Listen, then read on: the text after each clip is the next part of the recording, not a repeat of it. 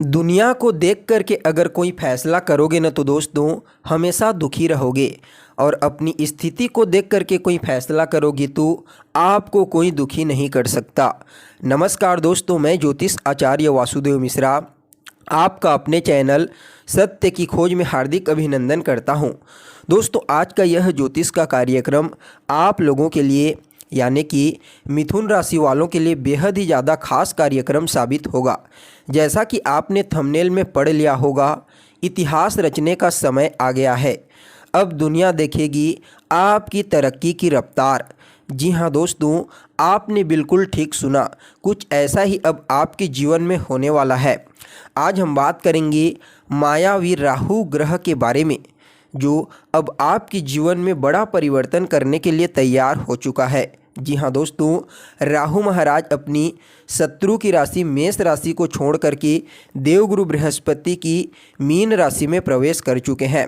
राहु जब मेष राशि में मौजूद थे तो यह अपनी पंचम दृष्टि से सिंह राशि को, सप्तम दृष्टि से तुला राशि को और नवम दृष्टि से नीच राशि धनु राशि को देख रहे थे।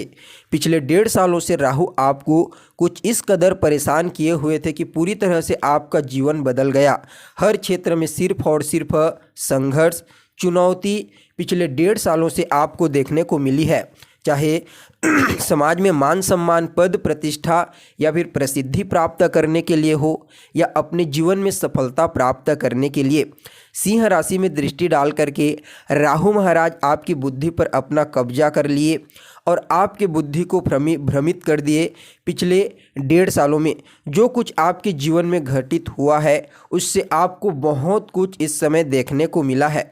आपकी जो भी मनोकामना थी, जो भी आपकी इच्छा थी, जिसके लिए आप लगातार प्रयास कर रहे थे, संघर्ष कर रहे थे, वह अभी तक पूरी नहीं हो पाई है। चाहे करियर को लेकर के हो, लव लाइफ को लेकर के हो, शिक्षा को लेकर के हो या फिर आपके वैवाहिक जीवन को लेकर के, क्योंकि राहु तुला राशि में दृष्टि डाल करके आपके दाम्पत्य जीवन में तांडव मचाया हुआ था।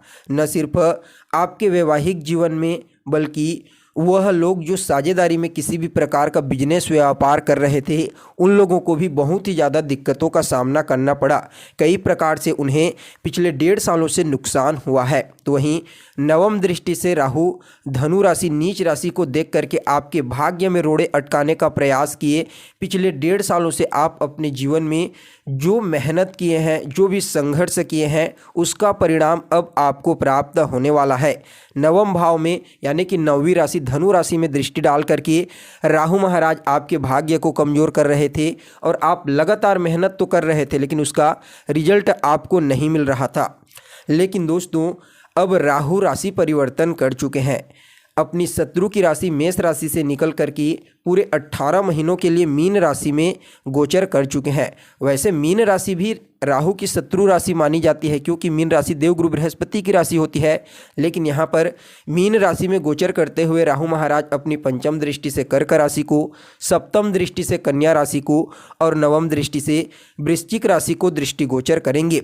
तो देखिए, कर्क राशि में दृष्टि डाल करके इस समय आपके जीवन में धन से संबंधित जितने भी प्रकार के प्रॉब्लम्स थे, जो भी आपको पैतृक संपत्ति को लेकर के वाद विवाद का सामना करना पड़ रहा था पिछले 1.5 सालों से, वह सभी की सभी समस्याएं आपकी दूर हो जाएंगी। अभी तक आप धन संचित नहीं कर पा रहे थे, बेकार की चीज़ों में आपका पैसा खर्च हो जा रहा था, लेकिन दोस्तों यहाँ पर राहु के प्रभाव से आप धन संचित कर पाने में कामयाबी हासिल करेंगे। क्योंकि कर्क राशि में दृष्टि डाल करके राहु आपको धन संचित करने के लिए इस समय मजबूर कर देंगे। आपके जीवन में आपको पारिवारिक जीवन में सुख की प्राप्ति होगी। इस समय परिवार के लोगों के साथ आपका जो बॉन्डिंग है वह काफ़ी मजबूत देखा जा सकता है। आपकी वाणी में इस समय बहुत ही वजनता देखने को मिलेगी, यानी कि आपकी वाणी में इतना वजन होगा कि हर किसी को आपकी बात मानने के लिए मजबूर होना पड़ेगा। इसके अलावा दोस्तों, इस समय आप अपनी वाणी से, अपने कम्युनिकेशन स्किल से, अपनी चतुराई से कई प्रकार से अपने जीवन में लाभ के रास्ते खोल सकते हैं। क्योंकि यहाँ पर राहु महाराज आपके लाभ भाव से 11वें भाव से 10म भाव में जो कर्म का भाव होता है वहाँ पर गोचर कर रहे हैं और कर्म के क्षेत्र में गोचर करते हुए आपके चतुर्थ भाव को दृष्टिगोचर कर रहे हैं।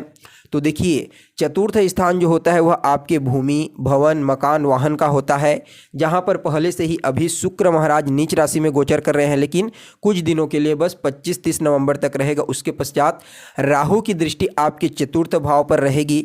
तो ऐसे में दोस्तों यहाँ पर भौतिक सुख साधनों में वृद्धि होगा। अगर आप कोई वाहन खरीदना चाहते हैं या फिर कोई ज़मीन खरीदना चाहते हैं, किसी भूमि पर इन्वेस्टमेंट करना चाहते हैं, तो उसके लिए यह गोचर काल अत्यंत ही श्रेष्ठ साबित होगा। इस समय राहु महाराज कर्म क्षेत्र में गोचर करते हुए आपको कार्य क्षेत्र में विशेष सफलता दिलाएंगे।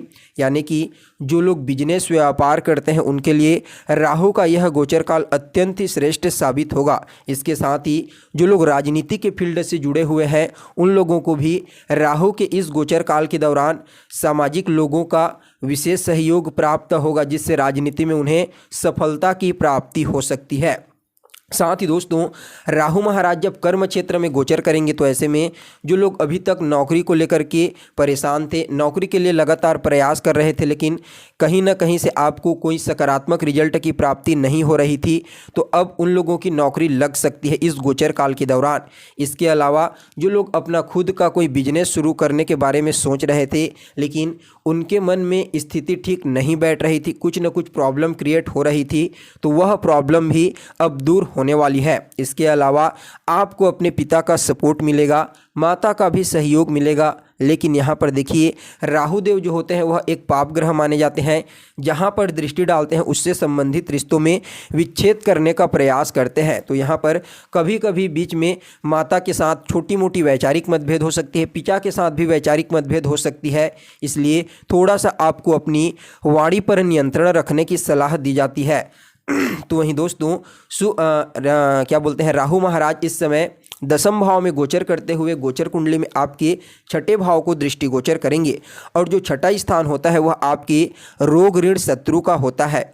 तो यहाँ पर छठे भाव में राहु की दृष्टि पड़ना अत्यंत ही श्रेष्ठ कहा जा सकता है। इस समय आपको अगर स्वास्थ्य से संबंधित कोई प्रॉब्लम थी तो उससे आपको रिलीफ मिलेगी। इसके अलावा अगर आपने किसी से कर्ज ले रखा था तो आप उस कर्ज को चुका पाएंगे। साथ ही साथ दोस्तों इस समय आपके शत्रु जो आपके ऊपर हमेशा हावी होने का प्रयास कर रहे थे, आपको नुकसान पहुंचाने का प्रयास कर रहे थे, आपकी तरक्की को देख करके जिन लोगों को जलन होती थी, अब उन लोगों का सफाया हो जाएगा। मतलब राहु अपनी नवम दृष्टि से आपके शत्रुओं को शांत कर देंगे। चाह करके भी इस समय शत्रु आपके समक्ष खड़ा भी नहीं हो सकता। मतलब इस समय आप अपने शत्रुओं के ऊपर भारी पड़ेंगे।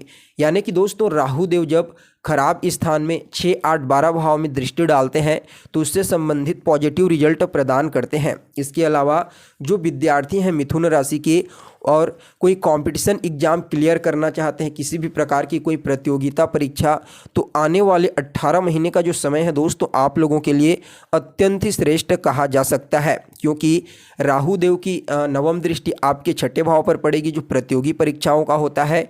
इस दृष्टिकोण से देखा जाए तो राहु आपको स्टडी के क्षेत्र में, पढ़ाई लिखाई के क्षेत्र में विशेष सफलता प्रदान करेंगे, खास करके उन विद्यार्थियों को जो कोई कंपटीशन एग्जाम दिलाना चाहते हैं। इसके अलावा मामा पक्ष के साथ भी तालमेल काफ़ी हद तक बेहतर होता हुआ यहाँ पर नज़र आ रहा है।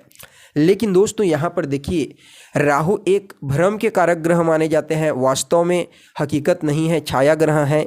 इस दृष्टिकोण से कुछ ऐसी चीज़ें आपके सामने आ सकती हैं जिस समय आपको तो उससे अट्रैक्शन हो जाएगी, लेकिन बाद में पता चलेगा कि यह सिर्फ आपके लिए दुख का कारण बनेगा। इसलिए कुछ चीज़ों से आपको बचना चाहिए। तो दोस्तों यह तो हो गई राहु के गोचर के आधार पर आपके जीवन पर प्रभाव। राहु के इस गोचर काल को बेहतर बनाने के लिए आपको कुछ उपाय भी अवश्य करना चाहिए। तो देखिए सोमवार और शनिवार के दिन 1 चुटकी सफ़ेद तिल, 1 चुटकी काला तिल 1 लोटा जल में मिला करके शिवलिंग के ऊपर अर्पित कीजिए। आपके लिए राहु महाराज का यह गोचर काल अत्यंत ही श्रेष्ठ साबित होगा। तो दोस्तों कैसी लगी आपको जानकारी, कमेंट कीजिए, लाइक कीजिए और बने रहिएगा हमारे साथ। फिर मिलते हैं एक नए और ताज़ा एपिसोड में, तब तक के लिए नमस्कार।